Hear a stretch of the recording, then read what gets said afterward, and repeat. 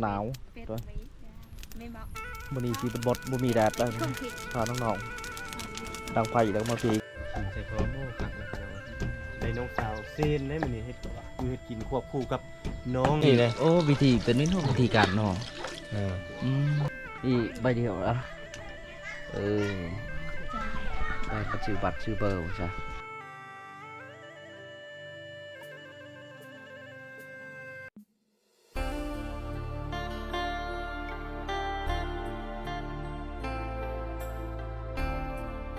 ว่าไข่หินบ่ได้ทุกคนเลยนี่น้องๆเป็นเอาคือบอลนั่นไหมเอากระบังมาใส่กระบังบ่บังอันนี้ไปชุบกินกันแซ่บเนาะล้างดีๆมาจับฮะล้างเลยล้างเลยเนี่ยแล้วแต่ล้างมาอีกใส่กระบังลงไปนี่เราจะไปซุปในถ้วยน้อยซุปน้ำสาวแซ่บเลยโอ้ยเหี้ยแล้วตัวนั้น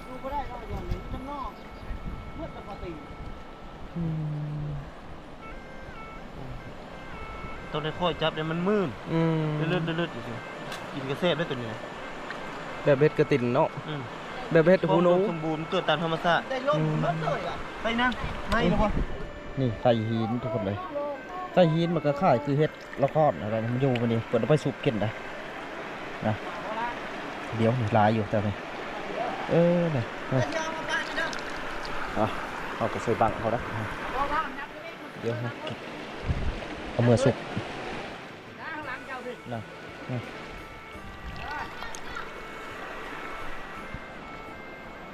ทุกคนเอาชี้ดังไฟก่อนไม่ใช่หนาวให้น้องๆคนน้องๆพิงเขาก็พิงเองนี่นะหนาวตัววันนี้สีเป็นบดบุมีแดดเลยพาน้องๆดังไฟแล้วมาพิงชีวิตดังอยู่คนไม่ใช่บริพิงยับคุณหากินจังเองเขาเอิ้นว่าหน่วยประดาน้ำเขาเก่งเนาะหมดหนับเนาะที่เราเนาะประดาน้ำมันเขาหมดเงินหมดเลยบ้านนี่ก็จะโดนหน่วยประดาน้ำนักมุดน้ำประจำบ้านได้จะมี FC ตัวหน่อยนำมา2 คนหาอยู่หากินอันนี้มันเป็นวิธีเขาเคยหากินอยู่นี่ปกติก็มาหาไปนี่แล้วไปล่ะมาหาไปนี่ไปเจ้ากันอันนี้เซ่ยังก่อนในรูปละเซ่ยังเดี๋ยวเซ่บังไฟบ่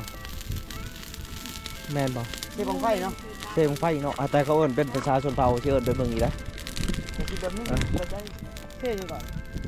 นั่นเลยก่อนบังไฟบ่ชื่อเจ้าเอิ้นบ่ได้ค่ะทะเลทะเลอันนี้ได้ทะเลเชิงได้ทะเลจะบ่ดูมือเลยน้ำทะเลคือเซ่น้ำเซ่เพิ่นสิรัดเอาน้ำเซ่ชื่อน้ำเซ่น้ำเซ่นึงว่าเซ่นี่คือเซ่เพียงก็เบาใจจะบอกเซ่บังไฟคือสิแมนเฮาก็เอิ้นผิดเอิ้นถูกอยู่นะบ่จักอันนั้นเฮ็ดไข่ได้เต็มบังแล้วเนาะเฮ็ดไข่เนาะไข่หินทุกคนเลยเป็นเฮ็ดนี่คือเฮ็ดโอ้โหหนูแหละเอาทุกคนกาตัดภาพมาใช้พี่ละอยู่แคมป์บ้านเขาละกับทีมงานกับป้ากันเมื่อนะงมหอยเพราะว่าหนาวละก็ได้หอยหลายเติบได้จับเห็นเอาซื้อไปก่อนละนี่อันนี้ก็คือป่วยอันนั้นจะป่วยเมียงแหละบ้านเมียงก็จัดเลยลืมแล้วนะยางมันเบิกป้ายอยู่แล้วป่วยจะนู่นเนาะกับป่วยจะนู่นนะภาษาท้องถิ่นนี่เขาจะว่าจะนู่นว่าเบิ่งปลายเขาว่าจะนู่นแม่นคอยกับคืออะไรเสียงออกเสียงไปเถอะบ่ภาษาท้องถิ่นเขาว่ากันนี่เขาว่าจะนู่นเนาะปลายภาษาทางการเขาจะนู่นตามนั้นทุกคนก็แม่น้ำมี2 สายทุกคนเลยมีน้ำเซ่นะทั้งหมดแล้วก็มีห้วยสายที่2คือสาย3,000น่ะได้3คือสายแห้วตัวนี้ถืออาหารการกินหรอตัวนี้เอาบริษัทดมยังบัดนี้ หอดเรียบร้อยหอดบ้านเขาก็เจ้าเรียบร้อยทุกคนทีมงานเฮากันหนาวอาจารย์เปิ้นเกลือนน้ำมุงด้วยใบเกาะทั้งหมดเลยทุกคนเลยนี่เสากะประมาณนี้แหละเอากะม้วนไปอีกแบบไปซะถือว่าเงียบสงบดีบ่มีเอาหอยไปเท่าเว้ย ได้หอยหลายเติบน้ำหนาวมาดิคนก็เป็นพลอยอยู่ คนถามเมื่อยยางจนหอบทุกคนหมูนี้ข้าวคือหมูป่าเลย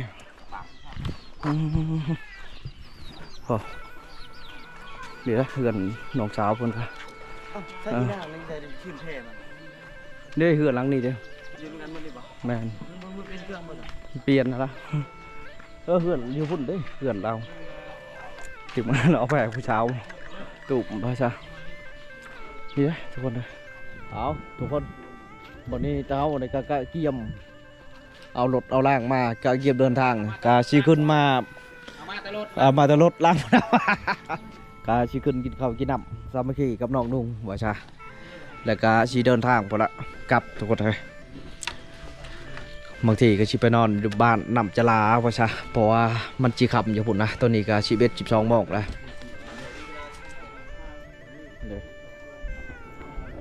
เบิ่งน้องๆเขาสิกินเฮ็ดกินอันนั้นได้เฮ็ดหินอะไร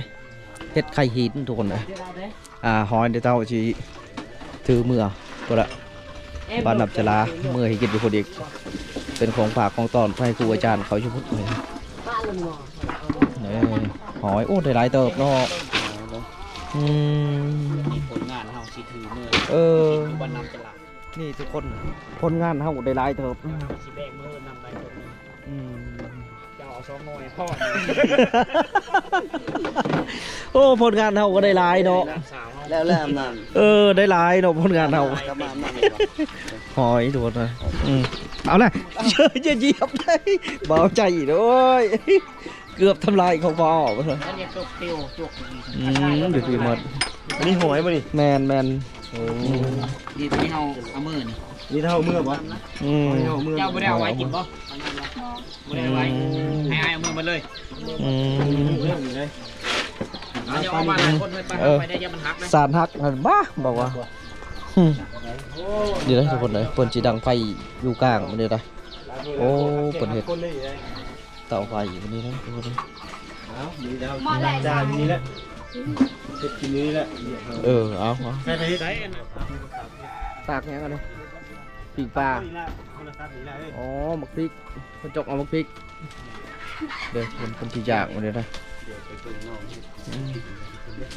เดี๋ยวน้องๆคนเสียกินให้กินมาเลย เป็นมั้ยจังอยู่โคกิน ตำหนินี่ว่าน้อยๆเล็กๆแบบนี้เป็นมั้ย เดี๋ยวใส่น้องสาวเส้นได้มันนี่เห็ดมีกินควบคู่กับน้องยิงเหรอ น้องยิง น้องยินป่ะ โอ้น้องยิน น้องยิงป่ะ น้องจิน ยินเนี่ย น้องยิน ยินดีต้อนรับสู่บ้านจานน บัตรนน นั่นบ่สองน้องสาวพี่น้องไงกำลังตำเจียวเรียบร้อยแล้วนี่เคิร์นมาเจียวขิงคกนี่เป็นคกบูฮานพี่น้องเคิร์นคกไม้นี่เป็นเจ้าโจ๊ะเอาได้นี่บ่ต่างอย่างกับคกใหญ่แต่ตัวนี้ไม่เป็นคกน้อยนี่เพิ่นตำขิงใส่กับมะเพ็ดตัวนี้เนาะแล้วก็สิใส่อันเจียวอันลงชานบ่แห้งเด้ แจ็คพอตทายนะคุณประธาน ปีนกาปีนปลังนะ เคยกินบ่บ่ลำเงิน บ่เคยกิน เคยกินแล้วเจ้าบ่กินยา บ้า ล่ำได้ บ่ได้ได้บ่เคยกินให้กินนะ เคยยาตัวนึงแอมแซ่บเนาะ มีแต่ยิ้มอย่างเดียวน้องยิ้ม เราหยิบเดียว ยิ้ม อารมณ์ อารมณ์ดี สาวลมดี สาวอารมณ์ดีนะฮักน้อง อย่า เอ้ มันประหัด ย เด้อ แต่ว่าตาจะเขียวๆนิดนึงตอนปีนใส่ บ่ แม่นไว้ล่ะ สิแง่เนาะ จับ มันคือหนาว หนาวหนูจัน นุ่มๆเลยล้างลงบ่ นี่ได้ เดี๋ยวลองมึงบ่มึงไปล่ะ จับมันด้วย ไปจับมึงดูหน่อย เวลาเขากินสิยำกรึบๆ มันสิยาก ลักษณะคือบุญเนาะ บ่พอจับก็ได้บาดเฮ็ดกินแล้วก็เอาบ่วงตักแล้วก็ใส่ปากคายใส่มือจับเบิ่งอันนี้ มันคือวุ่นเนาะ ได้หัวหน้า หักก็ลงกันนี่แหละหมด3คน4คนนะ อย่าเบิ่งบ่ จับ ใบ ใบ บ่จับ บ่จับ ใบพี่คัก เจ้าก็ยังจับได้อยู่จ้ะเนาะ บอก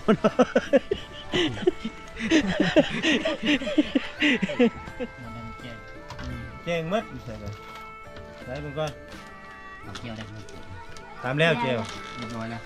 นี่ไอ้สมมานั่งนี่นั่งข้างกลางนี่มานั่งนี่พอดีเลยนี่ให้น้องสาวนี่นั่งข้างนี่ข้าง2คนเลยนี่ เก็บแอลก็ ตอนผู้เฒ่า เอาเลยเนาะ ซุปมัน เลยเนาะ ซุปเลยเนาะเดี๋ยวดิบบ่ เอาน้ำมา เด็บ ช่วยหน่ ปะ อย เดี๋ยวดิบเลยเหรอ เด็บ ได้ ปะ บ่ถ้าเฮากินดิบบ่ เด็บได้ โอเคเอามาลองเบิ่งพี่น้อง พวกน้ำมาใช้อะ บ่เคยกินจักเทื่อหมดเลย บ่เคยกินดิบจักเทื่อเฮาสิลองเบิ่งบัดนี้ เอาน้ำสะอาดลงไปเอาอยู่คุณ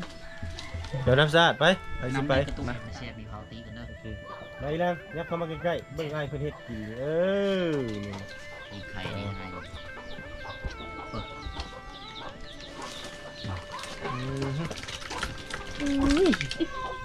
ครับเสียงมันตรัดลงกันเนาะเอาน้ำลงไปนี่เดือดสะอาดได้นี่เลย โอ้วิธีเป็นนี่เนาะวิธีการเนาะ นี่เขาเอิ้นว่าไข่หินเขาสิซุปแบบซุปดิบๆเด้อพี่น้องเอ้ย เคยกินสิเฮ็ดได้บ่ได้ เบิด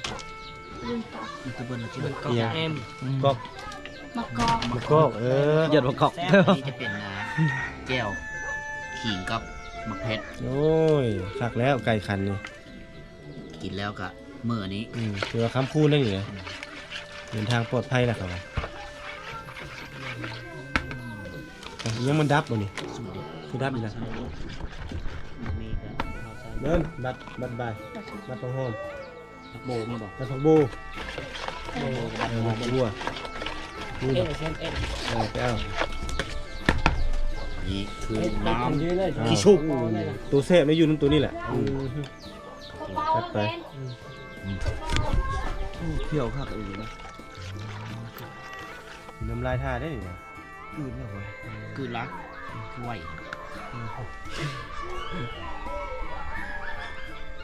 นี่ก็ยิ้มอยู่เลย ใส่เกลือป่ะเกลือใส่แล้ว พอดี พอดีแล้วป่ะ ทาผักมาก่อน ให้นางเอกซิมด้วยนะให้นางเอกซิมมึงด้วยให้น้องยิงซิมเลยโอ้ยซิมนะเอาไอ้ซิมของป้อนเลยเอามาเอ้ยจิ้มแหละ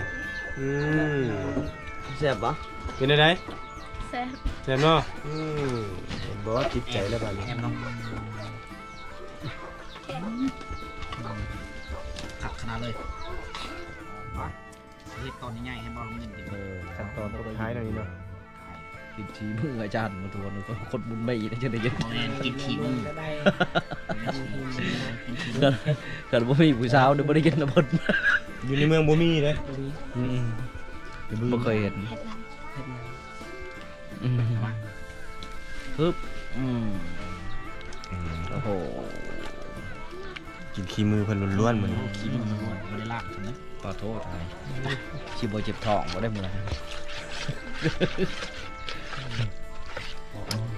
พร้อมแล้ว ปึ๊บพร้อมจบ พร้อมเลย จบแล้วเนาะ จบมาพี่ละเสร็จ บ่เคยกินจ้าเถื่อนคนเอ้ย ใส่บอลเนี่ย อันนี้ มัน เป็น กิน เห็ด บ่ ที่อยู่ในน้ำในหินทุก บ ค อล น บอล บอนบ่บอนบ่แม่นบอนบ่ นี่นะ นี่ว่าชีเอาเข้าจานเชื่อคือเมื่อเช้านี่บ่ คักเกินได้ บ่าวหญ้าเพิ่นเนาะเพิ่นเคยกินอย่างนั้น นี่มันต้องสิ้นท้องท่านแหละ จานเดี๋ยวได้เขาเห็ดผู้เดียวเดี๋ยวจานได้ เฮ้ยสิโทยนี่ โอ้โห มาเลยพี่ลงมานั่งพี่เลยมาเร็วมาเร็ว มาพี่ มามา ไปหน่อยหนึง มาจะเดินมาเลย ขี่มา มากินข้าวคนมากินมาเร็ว ขับเฮ้ย เฮ็ดเองกินเองเด้อนี่เด้อ เอายับไปให้ฮะเจ้านะ โอ้ มา แล้วก็มึง มึงบ่วงคือเอาหน่อยแท้เอามาอีกนี่กินได้มั้ยนี่ เอาเต็ม มาเบิ่งดูว่า กินมามะ เฮากินนี่เป็นอะไร ใจแก่ใจกินน้ำกัน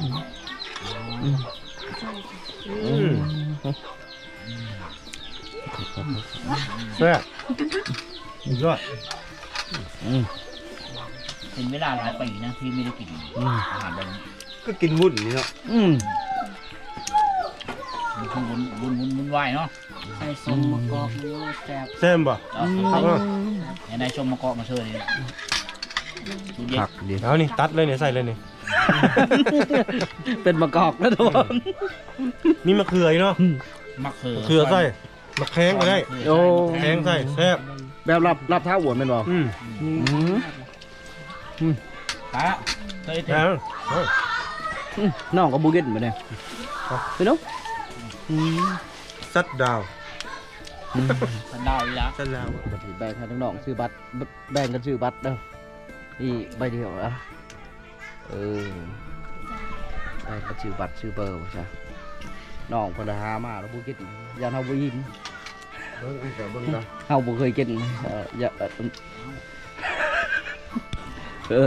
เราซื้อเหล้าหมดตะคืน เอาบ่ดีแต่เฮา